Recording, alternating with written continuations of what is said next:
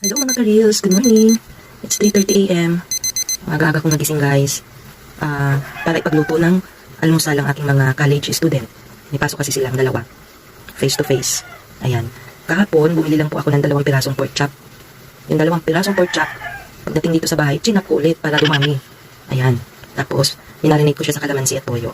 Ngayon, ginawa ko siyang pork steak. Ayan, paborito nila yan.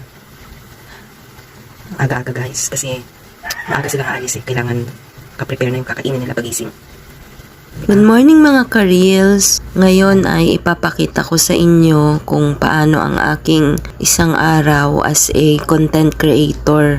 Usually guys, nagigising ako ng 3:30 ng umaga para mag-prepare ng almusal ng aking mga students. Madalas guys, pag nagluluto ako, natatagalan ako kasi kailangan mo munang i-shoot lahat para sa vlog.